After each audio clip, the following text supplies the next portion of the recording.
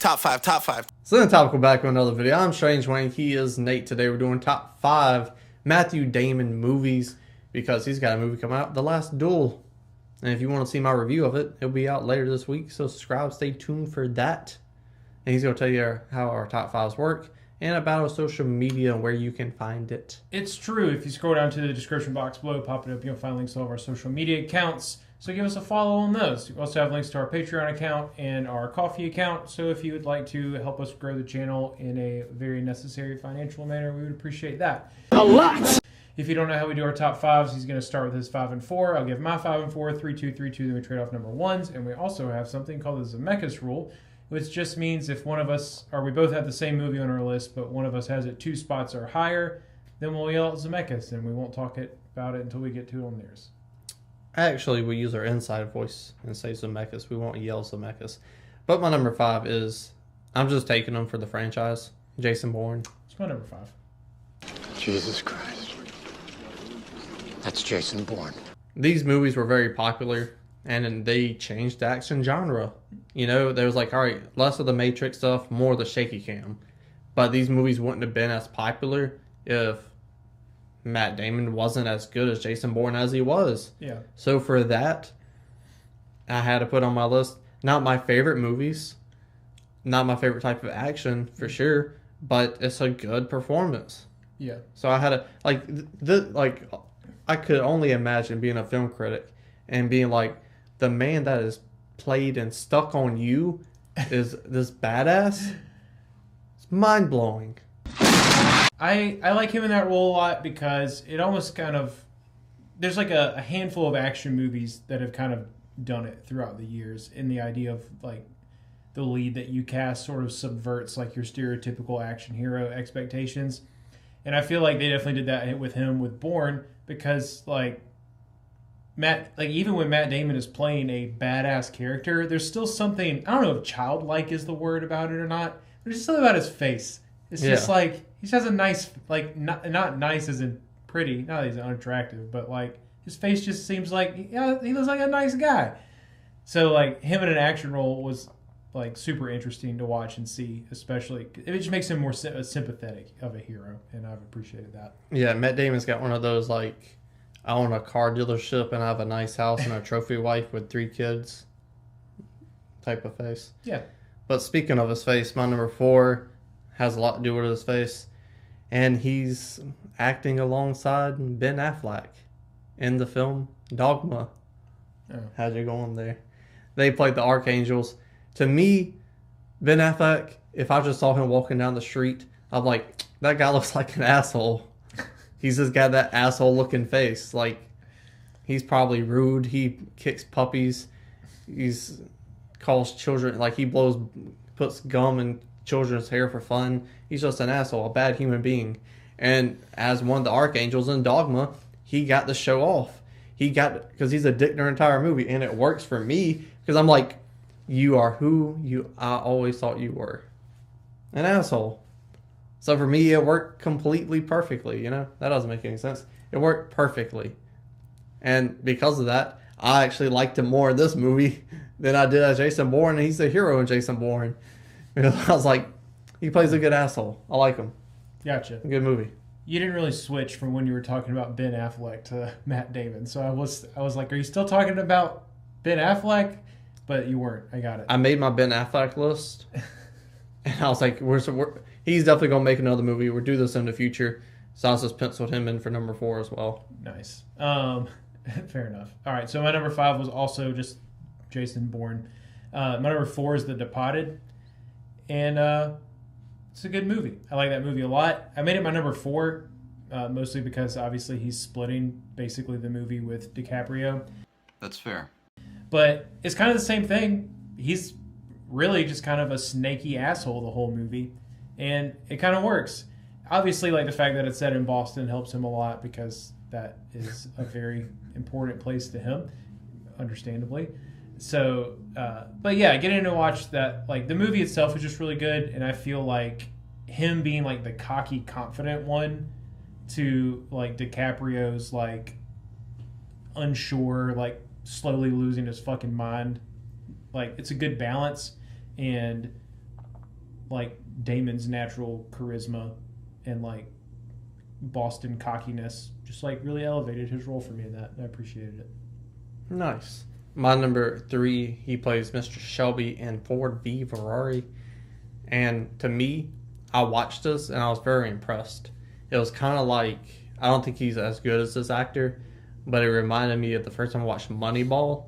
And I was like, man, Brad Pitt is like an elite level actor. Like that's where it clicked for me.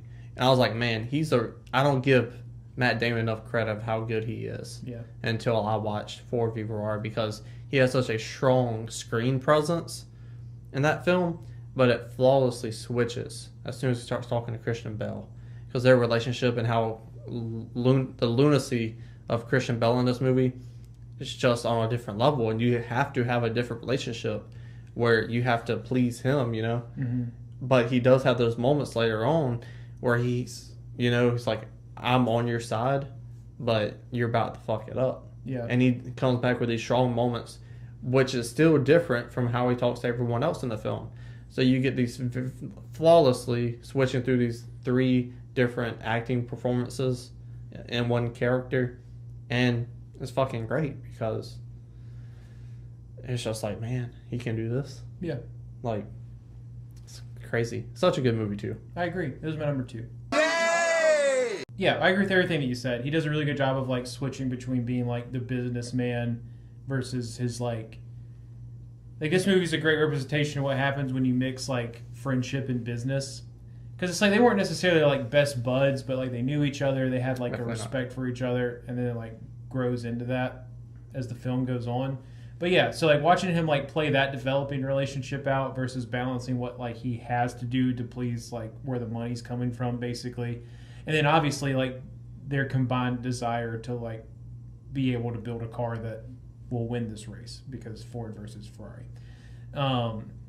So yeah, I agree with everything you said. He pulls all of that off extraordinarily well, and he plays another really, really likable character.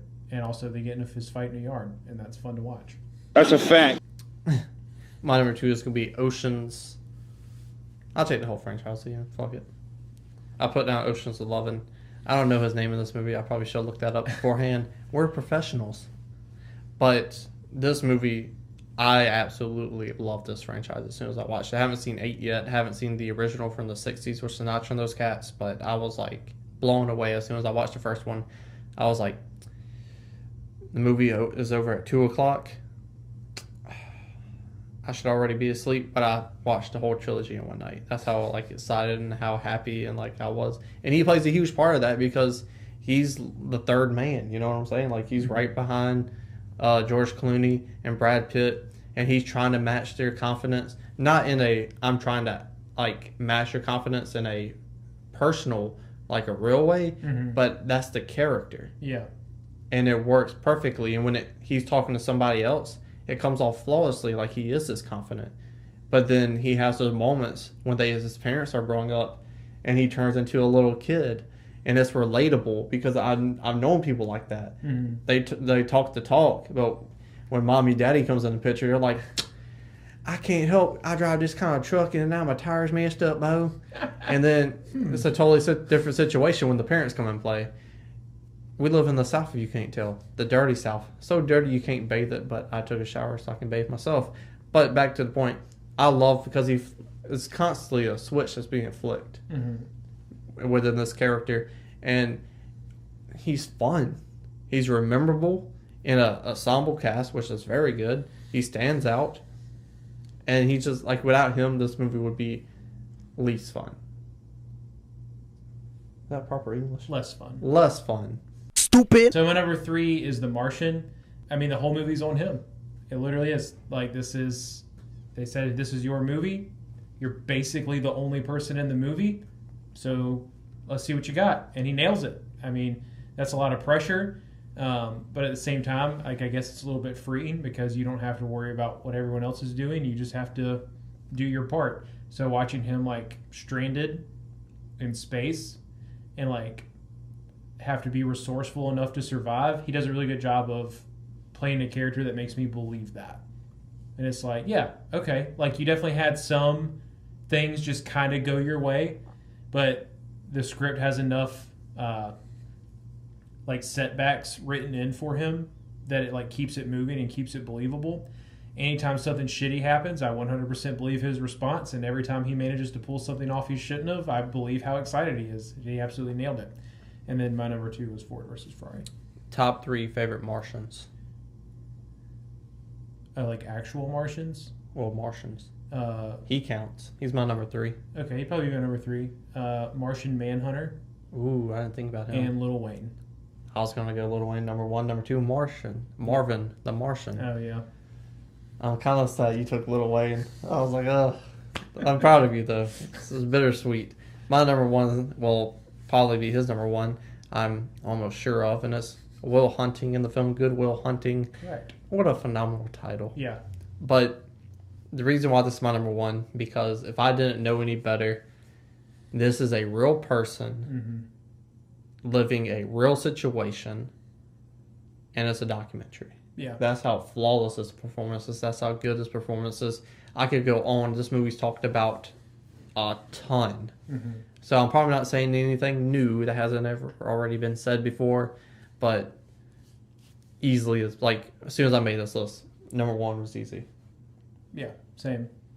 Yeah, I agree. I think the movie just being as good of a movie as it is, automatically that's a big bump. I'm pretty sure it's at a 98% on Rotten Tomatoes right now. It's so good. It's probably everyone's best movie in that movie. For me, it is at least. Robin Williams, that's the easy number 1. Yeah. Ben Affleck, that might be a bit more difficult because I haven't seen Argo or The Town. Yeah, The Town's pretty good, but he doesn't get a. I mean, yeah, that's for another day. But the thing is like the emotional range that Matt Damon shows in it is what absolutely blows me away, because it's like,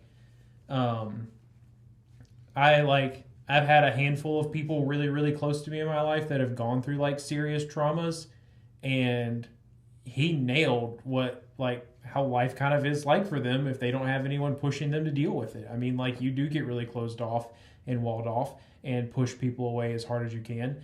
And most of them are extraordinarily talented, like he is in the film, and it ends up being like, I don't think wasted potential is the correct way to put it, because they have something holding them back that isn't their fault, but like it ends up holding people back. So the way that he portrayed that and like working through it, coming out of it, from him being like as cool and casual about everything, like I don't give a fuck as much as he can, to where he like loses his shit in Minnie Driver's bedroom, to like obviously the scene with like where he finally has that kind of like moment, that turning point with Robin Williams. Like everything, like you said, is super believable.